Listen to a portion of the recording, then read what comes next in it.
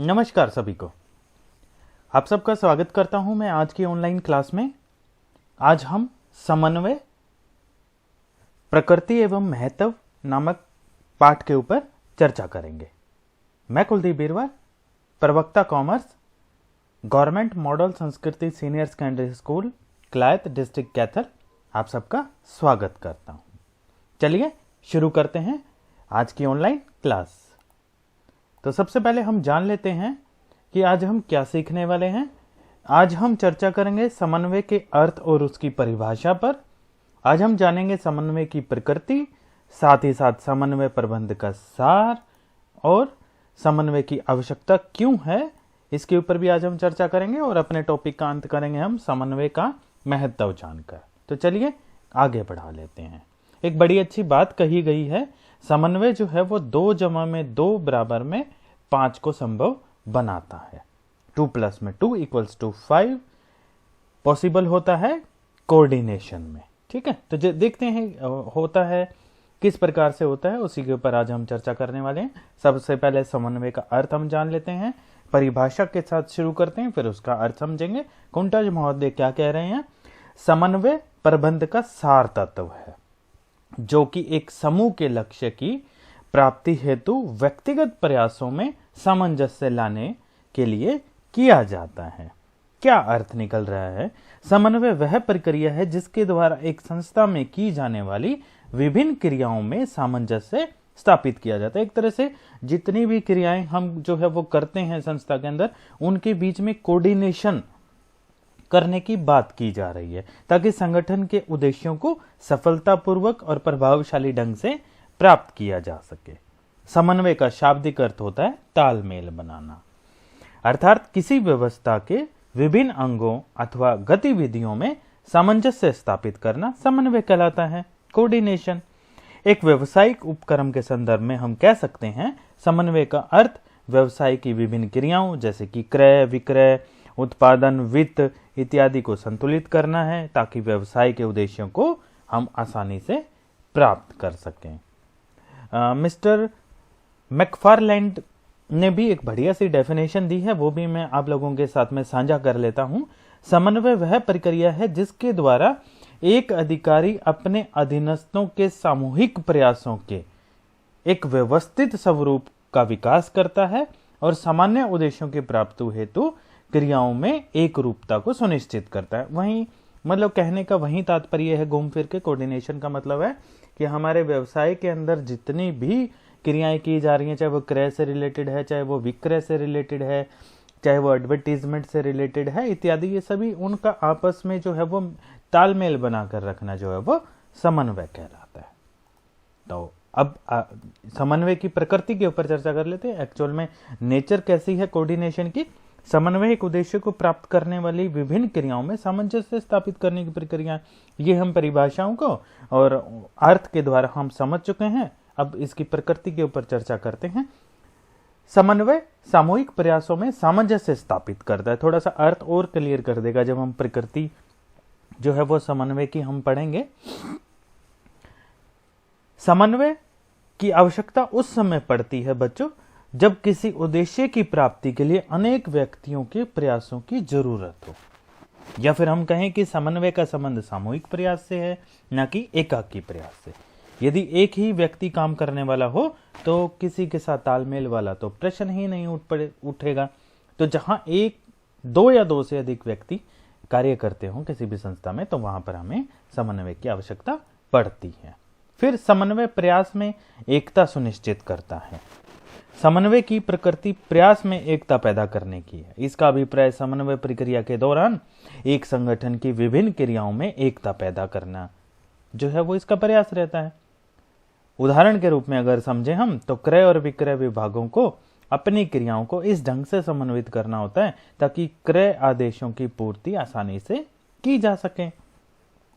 फिर तीसरा हमारा पॉइंट आ जाता है, समन्वय एक सतत प्रक्रिया है। सतत मतलब लगातार चलने वाली, कंटिन्यूअस प्रोसेस।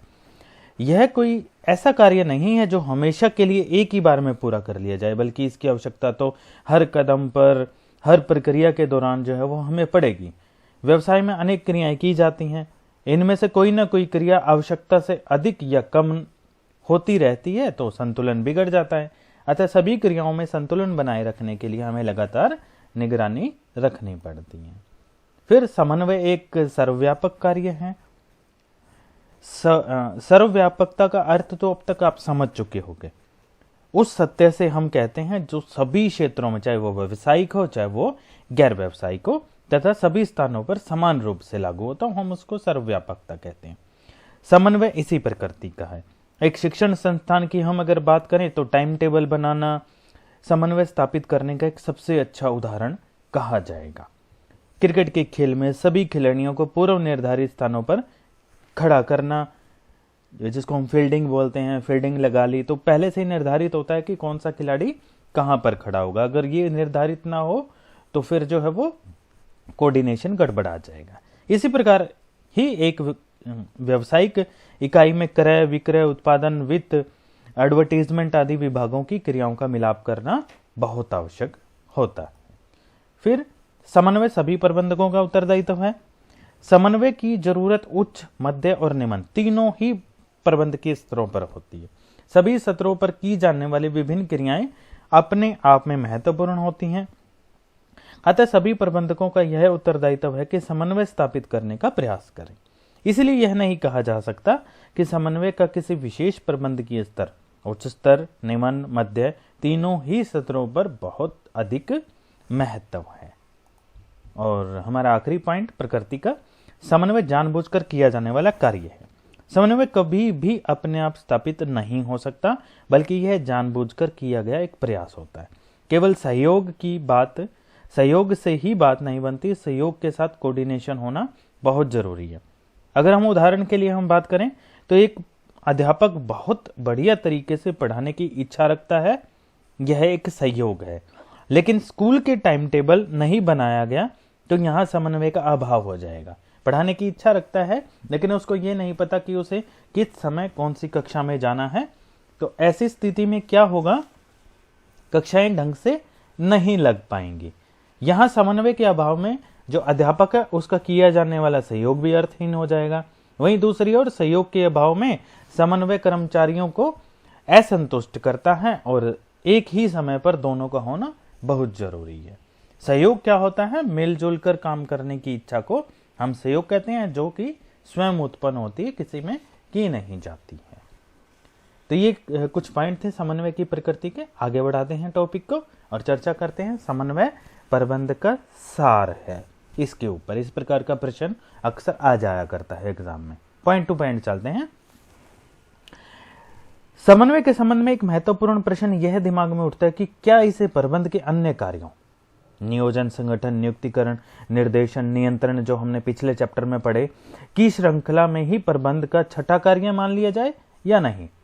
कुछ प्रबंध विशेषज्ञ जैसे कि हेनरी फ्यूल, एलन या फिर टीड का मानना है कि समन्वय प्रबंध का एक अलग कार्य है। लेकिन आधुनिक प्रबंध विशेषज्ञों की अगर हम बात करें कि समन्वय प्रबंध का कोई अलग कार्य नहीं है, बल्कि यह प्रबंध के अन्य सभी कार्यों का एक महत्वपूर्ण हिस्सा है। हम ये चर्चा कर चुके हैं कि समन्वय जो है वो सार्वभौमिक है, हर जगह होता है, हर स्तर पर होता है। इस विचारधारा के प्रबल समर्थक जो हैं वो कुंटज, ओडोनेल रहे हैं। इसी संदर्भ में उन्होंने कहा भी है कि समन्वय प्रबंध का सार है, अर्थात जब एक प्रबंधक प्रबंध के सभी कार्यों को पूरा करता है तो समन्वय की स्थापना में ही व्यस्त रहता है। चलिए इसको थोड़ा सा और हम डिटेल में पढ़ते हैं। समन्वय को हम नियोजन कार्य के साथ जोड़ने का प्रयास करते हैं। एक प्रबंधक जब नियोजन के कार्य में व्यस्त होता है तो उस समय उसके सोच विचार का केंद्र बिंदु समन्वय ही होता है। विभिन्न विभागों की क्रियाओं को ध्यान में रखकर ही नियोजन कार्य किया जाता है। अगर हम उदाहरण लेकर इस चीज को समझना चाहें कि जब एक विक्रय प्रबंधक अपने विभाग के विक्रय लक्ष्य, सेल्स टारगेट को बढ़ाने की योजना बना रहा होता है तो वह उत्पादन प्रबंधक, क्रय प्रबंधक, वित्त प्रबंधक आदि से भी विचार विमर्श करता है ताकि भविष्य में किसी भी प्रकार की समस्या का सामना ना करना पड़े। ऐसा करना यह प्रदर्शित करता है कि नियोजन के दौरान समन्वय स्थापित किया जाता है। प्रबंध का कोई भी ऐसा कार्य नहीं है जिसे समन्वय के अभाव में पूरा किया जा सके या जिसका प्रयास समन्वय स्थापित करना ना हो। तो उसी के बारे में हम चर्चा कर रहे हैं। अब दूसरे कार्य के साथ में जोड़ते हैं समन्वय को संगठन के साथ में। प्रबंध के संगठन कार्य के अंतर्गत संस्था के मुख्य कार्यों को अनेक उप कार्यों में बांटने और उन्हें पूरा करने वाले व्यक्तियों के मध्य संबंधों की व्याख्या की जाती है ताकि व्यवसाय की सभी क्रियाएं व्यवस्थित ढंग से पूरी की जा सके। जब प्रबंधक यह कार्य कर रहा होता है तो उसका प्रयास सभी विभागों में और एक ही विभाग के अनेक व्यक्तियों में समन्वय स्थापित करना रहता है। उदाहरण के साथ समझने का प्रयास करते हैं। उत्पादन विभाग में काम करने वाले अनेक व्यक्तियों के मध्य काम का बंटवारा इस ढंग से किया जाता है कि जहां एक व्यक्ति का काम खत्म हो वहीं दूसरे का शुरू हो जाए, क्योंकि एक व्यक्ति के काम में कमी अन्य सभी को प्रभावित कर सकती है। इसीलिए सभी व्यक्ति अपने काम को ठीक समय पर पूरा करते हैं और एक दूसरे के काम में अड़चन नहीं बन पाते हैं।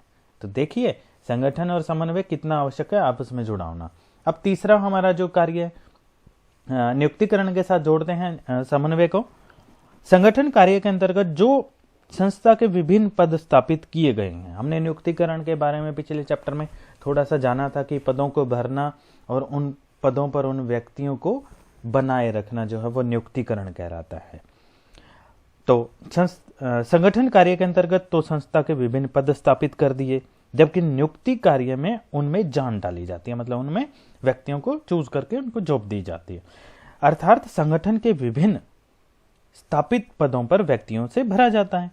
जब एक प्रबंधक नियुक्ति का कार्य कर रहा होता है तो उस समय भी उसका ध्यान समन्वय को समर्पित होता है।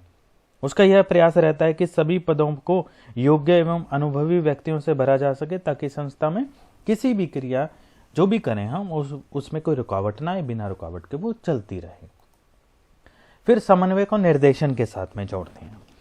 प्रबंध निर्देशन कार्य को पूरा करते समय समन्वय को प्राथमिकता देता है। जब वह एक अधीनस्थ को आदेश या निर्देश देता है, अधीनस्थ का अर्थ क्या होता है, जो किसी अपने अधिकारी के अंडर में जो वो कार्य कर रहे होते हैं, हम उनको अधीनस्थ कहते हैं। अन्य लोगों पर इसका क्या प्रभाव पड़ेगा, अन्य लोगों पर विपरीत प्रभाव पड़ने की संभावना को टालने का पूरा प्रयास करते हैं। ऐसी विचारधारा कुछ और नहीं बल्कि समन्वय स्थापित करने का ही एक प्रयास होता है। अगर हम उदाहरण लेकर इस चीज को समझने का प्रयास करें, एक जैसा काम करने वाले दो व्यक्तियों के साथ एक जैसा व्यवहार किया जाए ताकि उनमें मन मुटाव ना हो, इसी को हम कोऑर्डिनेशन कहते हैं सामान्य भाषा में। अब अपने आखिरी वाले उसके साथ जोड़ लेते हैं नियंत्रण के साथ समन्वय को। नियंत्रण के अंतर्गत काम की प्रगति का मूल्यांकन किया जाता है ताकि समय पर ही सुधारात्मक कार्रवाई करके विपरीत परिणामों से बचा जा सके। समन्वय के संदर्भ में कह सकते हैं हम कि नियंत्रण द्वारा संस्था के उद्देश्यों, उन्हें प्राप्त करने के लिए उपलब्ध साधनों एवं मानवीय प्रयासों में संतुलन स्थापित किया जाता है। तो समन्वय और हम कंट्रोलिंग यानी नियंत्रण को अलग अलग नहीं कर सकते। तो निष्कर्ष के रूप में हम कह सकते हैं कि समन्वय प्रबंध के सभी कार्यों के साथ जुड़ा हुआ है। हमने देखा नियोजन के साथ भी वो जुड़ा हुआ है, हम उसको अलग नहीं कर सकते। हमने देखा संगठन के साथ भी समन्वय जुड़ा हुआ है, अलग नहीं किया जा सकता। फिर उसी के साथ साथ नियुक्तिकरण के साथ भी जुड़ा हुआ है। निर्देशन और समन्वय का आपस में जो है वो जुड़ाव है और नियंत्रण और समन्वय भी आपस में जुड़े हुए हैं।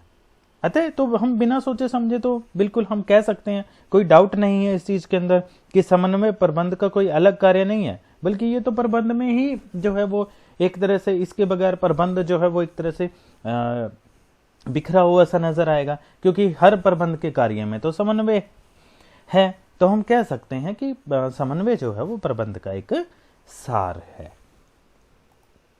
अब चर्चा करते हैं, क्या समन्वय की आवश्यकता प्रबंध के सभी स्तरों पर होती है। हमने कार्य में तो हमने देख लिया कि हर एक प्रबंध के कार्य में समन्वय जो है वो घुसा हुआ है, उसके बगैर तो पॉसिबल हो ही नहीं रहा था हमारा। अब ये जान लेते हैं, क्या समन्वय की आवश्यकता प्रबंध के सभी स्तरों पर होती है। हमने पिछले चैप्टर में हमने पढ़ा था प्रबंध के हमारे 3 स्तर होते हैं, उच्च स्तर, मध्य स्तर और निम्न स्तर। प्रबंध के स्तरों को यदि समन्वय की दृष्टि से देखा जाए तो स्पष्ट हो जाता है कि समन्वय का संबंध किसी एक प्रबंधीय स्तर पर तो नहीं है, बल्कि इसकी आवश्यकता अथवा महत्व सभी प्रबंधकीय स्तरों पर बराबर है।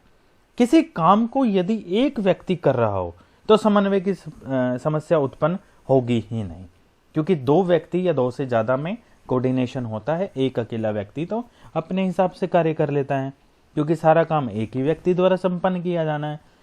इस प्रकार कहा जा सकता है कि समन्वय का संबंध सामूहिक प्रयासों के साथ ही जुड़ा हुआ है, और प्रबंध का अर्थ भी सामूहिक प्रयासों से ही हमने लिया था। प्रबंध के प्रत्येक स्तर पर अनेक व्यक्तियों द्वारा सामूहिक रूप से पूरा किया जाना होता है, और इसी काम को सफलतापूर्वक करने के लिए उनमें कोऑर्डिनेशन यानी समन्वय की आवश्यकता होती है। तो कह सकते हैं हम कि समन्वय की आवश्यकता सभी प्रबंध के स्तरों पर होती है। इतना ही नहीं, बल्कि यदि प्रबंध के तीनों स्तरों को एक नजर से देखा जाए तो यह भी अपने आप में एक समूह बन जाता है, और समूह का नाम आते ही समन्वय की आवश्यकता हमें महसूस होती है।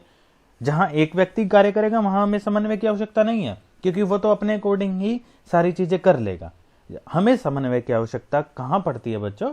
जहां दो या दो से अधिक व्यक्ति किसी कार्य को कर रहे होते हैं।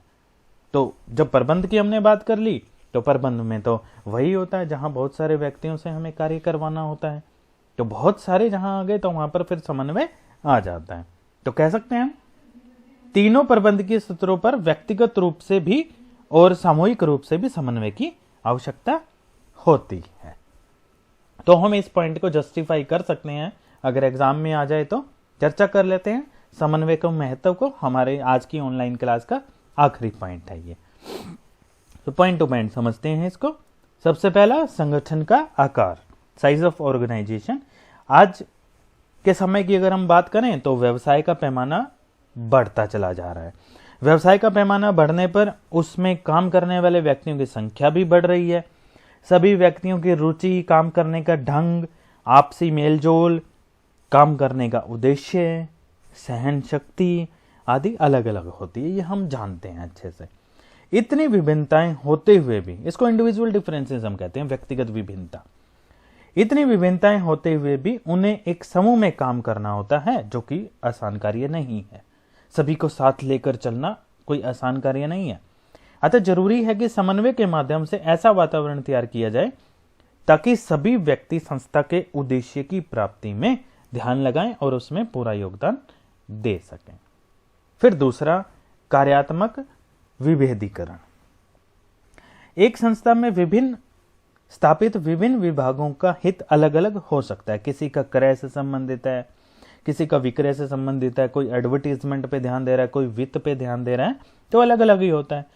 ऐसी स्थिति संस्था के मुख्य उद्देश्य को पूरा करने में रुकावट बन जाती है या पूरा करने में असमर्थ सी हो जाती है।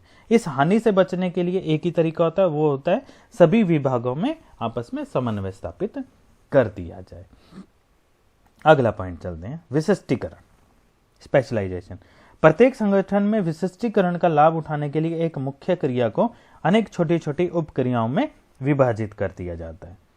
प्रत्येक उपक्रिया को अलग अलग व्यक्तियों को सौंपा जाता है। मतलब एक कार्य को कई भागों में, छोटे छोटे भागों में बांट दिया जाता है। जैसे कि साइकिल बनाना हो गया, तो एक व्यक्ति तो पूरी साइकिल नहीं बनाएगा, कोई ब्रेक्स बना रहा है, कोई घंटी बना रहा है, कोई सीट बना रहा है, कोई फ्रेम बना रहा है। इस प्रकार से छोटी छोटी उपक्रियाओं में हम बांट देते हैं।